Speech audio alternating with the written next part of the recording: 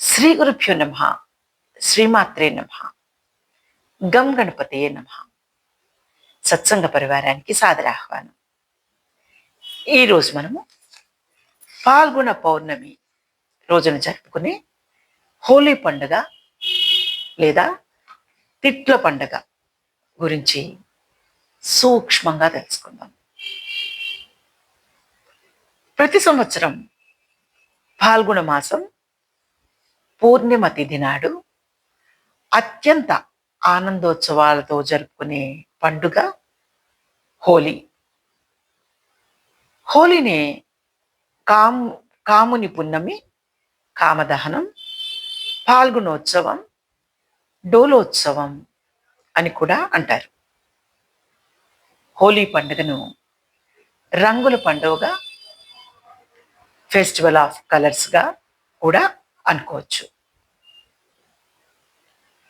రాధ మరియు కృష్ణ దేవతల శాశ్వతమైన మరియు దైవిక ప్రేమ అని హిందువులందరూ ఒకరిపైనొకరు రంగులు చల్లుకుంటూ తమ రాధాకృష్ణ భక్తి తత్వాన్ని చాటుకుంటూ ఉంటారు. పాల్గొన పౌర్ణమిని చెడుపై మంచి విజయాన్నిగా జరుపుకుంటారు. సాధారణంగా హిందూ పండుగలు అన్నీ అధర్మాన్ని రూపుమాపి ధర్మాన్ని నిలబెట్టే రోజులను తమ పండుగలుగా హిందువులు జరుపుకుంటూ ఉంటారు. హిరణ్యకశిపుడిపై నరసింహుడిగా విష్ణువుల వారు అవతారం ధరించి సాధించిన విజయం అని కూడా చెప్పుకుంటుంటారు. శిశిర ఋతువునందు చెట్లు ఆకులు రాల్చి ఉగాది నుండి అనగా వసంత ఋతువుతో కొత్త ప్రాణములను పోసుకొని ఉత్తేజభరితంగా ప్రకృతి అంతా అందమైన శోభతో వృక్షాలన్నీ శోభిల్లుతాయి.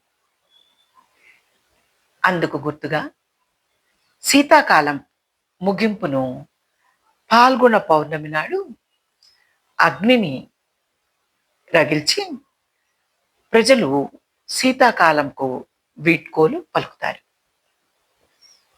మరియు రాధాకృష్ణుల ప్రేమను తలుచుకుంటూ అడవి జ్వాల అనపడే పలాహ పువ్వులు, సువాసన గల ఎర్రచందనం, ఎండిన మందార పువ్వులు, పసుపు పొడితో కూడిన సున్నం మరియు కుంకుమ పువ్వును నీటిలో మరిగించి వచ్చిన రంగు, ఇలా పలు రకాల వృక్షాల నుండి సేకరించిన ఆయుర్వేద విలువలు కలిగిన రంగును నీటిలో కలిపిన ఒకరిపైనొకరు చల్లుకుంటూ ఉంటారు. అందరూ ఎరుపు రంగులోకి మారటానికి ప్రయత్నిస్తారు. ఇలా జరగడానికి ఓ గాథ కలదు. బాలకృష్ణుల వారు నీలిమేఘ ఛాయ శరీరం కలవారు. రాధాదేవి ఎరుపు రంగు కలది. బాలకృష్ణుల వారు తన శరీర రంగు నలుపుగా ఉండటం వలన రాధాదేవి తనను చూసి నవ్వుతుందేమో అని బాధ కలిగి తల్లి అయిన యశోద వద్దకు వచ్చి తన శరీర రంగును గురించి చెప్పగా యశోదాదేవి రకరకాల పువ్వులను కలిపి ఎరుపు రంగుగా చేసి బాలకృష్ణ వారికి పూసిందని ఉత్తర భారత ప్రజలు చెప్పుకుంటూ ఉంటారు.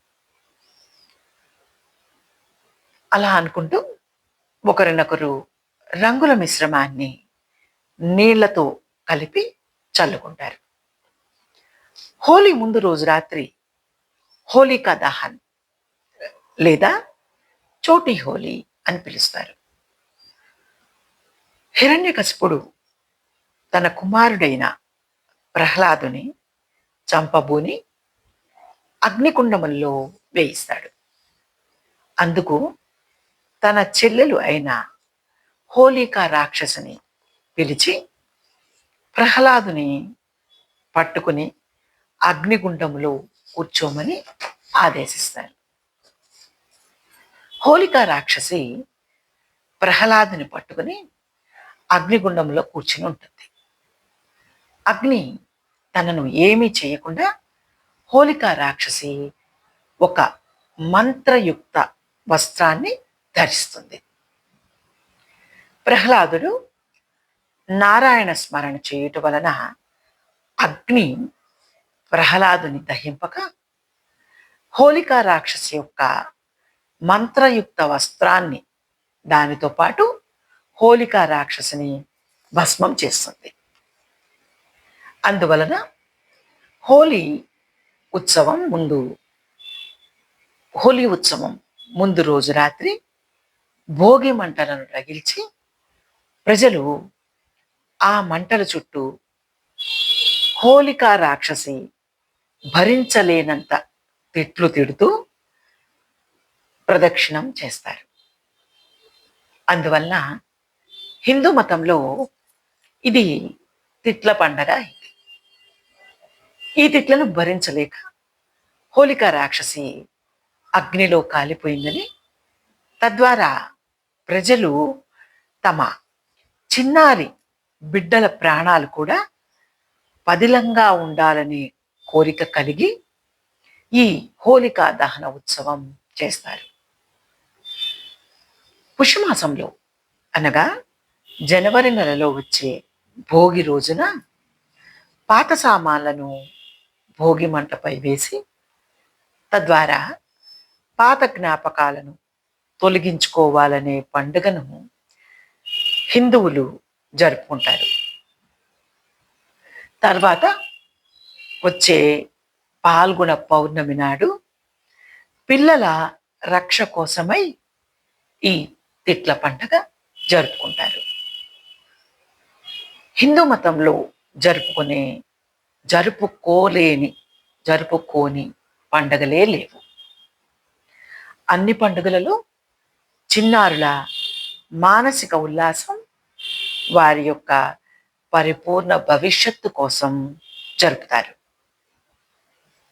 ఈరోజే మన్మధుడిని శివులు వారు తన 3వ అగ్నినేత్రంతో దహనం చేశారని ఈ రోజున కామదహనంగా ప్రజలు కట్టెలు పేర్చి మంటలు వేస్తారు. మనలో ఉన్న క్రోధం, ద్వేషం, అసూయ వీటిని అన్నిని అగ్నిలో వేసి దహనం చేసినట్లు రాక్షస ప్రవృత్తులను విడనాడాలని కామదహనం సూచిస్తుంది. మన్మధుడి భార్య శివులు వారిని ప్రార్థించగా శివులు వారు శాంతించి మన్మధుడిని ఆత్మరూపంలో ప్రాణమిస్తారు. మనలో ఉన్న అతి కోరికలు జయించి దైవత్వం పొందితే శాంతియుతంగా జీవించగలమని ఈ గాథ చెబుతుంది. నారద పురాణం, భవిష్య పురాణం, జైమిని పూర్వ మీమాంస సూత్రాలలో కూడా హోలీ ఉత్సవ ప్రస్తావన ఉంది. హోలీకోత్సవ్ పండుగను హర్షరాజు 7వ శతాబ్దంలో రత్నావళి అను తన గ్రంథం నందు ప్రస్తావించింది. కామదహనం తర్వాత రోజున ధూళేటి అనగా రంగువాలి హోలీగా ప్రజలు ఒకరినొకరిపై రంగులు చల్లుకుంటారు. చెట్లు రాల్చే కాలంలో మన్మధుడు దహింపబడి తిరిగి అనగా బ్రహ్మ సృష్టి ప్రారంభ కాలంలో అనగా ఉగాది నుండి ప్రారంభం అయ్యే వసంత ఋతువునందు వచ్చు శ్రీ పంచమి లేదా మదన పంచమి రోజున మన్మథుడు పునర్జీవుడై ఈ సృష్టి అంతా తన అధీనంలోకి తెచ్చుకున్నాడు. ప్రేమదేవుని పునరాగమనాన్ని ప్రజలు ఎంతో సంతోషంతో రంగులు చల్లుకుంటూ జరుపుకుంటారు. హోలీ పండుగను అన్ని మతాల వారు జరుపుకుంటారు. బీహార్లో హోలీ మిలన్గా, గోవాలో ఉక్కిలి పండుగగా, గుజరాత్లో ధూళేటి పండుగగా, మహారాష్ట్రలో షింగా పండుగగా, మణిపూర్లో లాంటా అనగా పాల్గొన పండుగగా, ఒరిస్సాలో పుష్పదోళన పండుగగా, ఆంధ్రప్రదేశ్ మరియు తెలంగాణలో కామపున్నమిగా ఈ పండుగను జరుపుకుంటారు. త్రిపురలో పాలీగా, పశ్చిమ బెంగాల్లో డోల్ జాత్రగా లేదా వసంత ఉత్సవ్గా, ఉత్తరప్రదేశ్ మధురానందు లాత్కార్ హోలీగా జరుపుకుంటారు. పాల్గొన పౌర్ణమి రాత్రి నందు శివపార్వతులను పూజిస్తారు. ఆ రోజు సాయంత్రంన లక్ష్మీదేవిని పూజించి స్త్రీలకు తాంబూలాలు ఇస్తారు. తమిళనాడు నందు పాల్గొన పౌర్ణమి ముందు 4 రోజుల ముందు కామధ్వజం అని ఒక పతాకాన్ని నాటి దానిని పూజిస్తారు. హోళీ నాడు ఒక వస్త్రంపై మన్మథుడు శివునిపై విల్లు ఎక్కుపెట్టినట్టుగా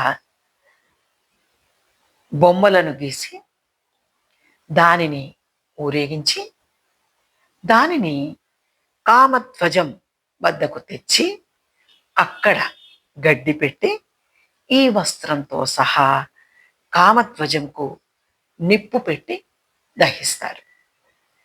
ఇది కామదహనంకు నిదర్శనం.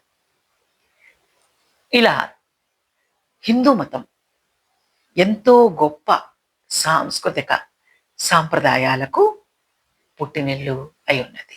ధనుఃపుష్పం మౌర్వీ మధుకరమయీ పంచవిశిఖా వసంత సామంతో మలయ మరుదాయో ధనరథః దాప్యేక సర్వం హిమగిరిసుతే కామపి కృపాం వాంగాత్తే లబ్ధా జగదమనంగో విజయతే.